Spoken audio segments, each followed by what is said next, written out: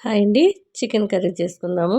Stove పైన కళాయి పెట్టుకొని ధనియాలు, జీలకర్ర, లవంగ, దాల్చిన చెక్క, ఎండుమిరపకాయలు, బిర్యానీ ఆకు, కొద్దిగా ఎండు కొబ్బరి, మిరియాలు వేయించి మిక్సీ జార్లో తీసుకోవాలి. అదే కళాయిలో కొద్దిగా ఆయిల్ వేసుకొని సన్నంగా తరిగి పెట్టుకున్న ఉల్లిపాయ ముక్కలు, కొద్దిగా అల్లం వెల్లుల్లిపాయ పేస్ట్ వేసి ఒక 2 అవర్స్ ఉప్పు, కారం, పసుపు వేసిన చికెన్ అంతా వేసేసుకొని దాంట్లో ఉన్న వాటర్ అంతా ఇంకిపోయే వరకు స్టవ్ హైలో పెట్టి వేపుకోవాలి. ఈలోపు మనం వేయించుకున్న మసాలా అంతా కూడా పొడి చేసుకోవాలి. కొద్దిగా పొడి అయిన తర్వాత ఒక 3 వెల్లుల్లి రెబ్బలు వేసి మళ్ళీ పొడి చేసుకుంటే టేస్ట్ చాలా బాగుంటుంది. చికెన్లో ఉన్న వాటర్ అంతా అయిపోయింది కదా.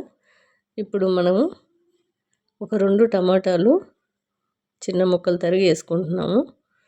ఇలా చేస్తే ఫ్రైలాగా అనిపిస్తుంది. టేస్ట్ కూడా చాలా బాగుంటుంది. మరీ డ్రైలా కాకుండా సాఫ్ట్గా మెత్తగా టేస్ట్ చాలా బాగుంటుందండి.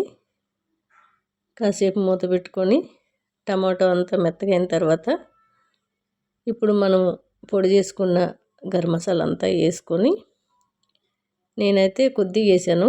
ఎక్కువ గరం మసాలా వేస్తే మా ఇంట్లో తినరు. అందుకని ఒక 3 స్పూన్ల వరకు వేసి కొద్దిగా కొత్తిమీర వేసుకొని కొద్దిగా వాటర్ యాడ్ చేసి మళ్ళీ మూత పెట్టి కాసేపు మసాలా అంతా కూడా పీసులకు పట్టే వరకు ఉడికించుకుంటే సరిపోతుంది. టేస్ట్ కూడా చాలా చాలా బాగుంటుందండి.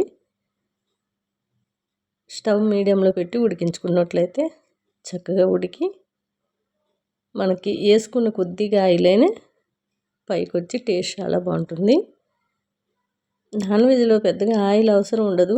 మరీ డీప్ ఫ్రైలు చేసినట్లయితే అవి ఎప్పుడో ఒకసారి కానీ ఎక్కువగా తినకూడదు కూడా. టేస్ట్ అయితే చాలా బాగుంది. ఎవరికి నచ్చితే ఒకసారి ట్రై చేయండి.